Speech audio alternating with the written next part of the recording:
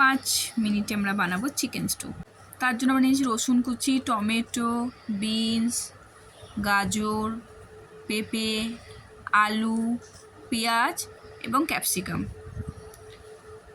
এরপর নিচ্ছি বাটার, দারচিনি এবং এলাচ। প্রেসার কুকার নিয়ে তার মধ্যে বাটারটা আমরা দিয়ে দিলাম। এবার চিকেনগুলোকে ধুয়ে রেখেছিলাম, গরম মশলা দিয়ে দিলাম, রসুন কুচি, পেঁয়াজ, চিকেনটা দিয়ে ভালোভাবে নাড়িয়ে চাড়িয়ে নিয়ে একটু আদা বাটা দিলাম, নুন। এবার যে সবজি কেটে রেখেছিলাম সেগুলো সব দিয়ে দিলাম, দিয়ে ভালো করে নাড়িয়ে চাড়িয়ে নিয়ে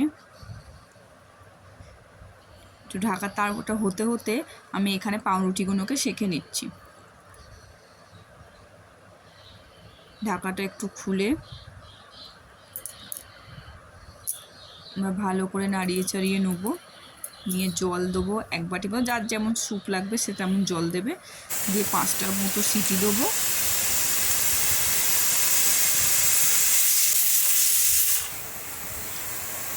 সিটি দিয়ে কিছুক্ষণ ঢাকা দিয়ে রেখে যখন স্টিমটা একটু কমে যাবে তখন আমরা নামিয়ে দেবো। দেখুন মোটামুটি আমাদের রেডি।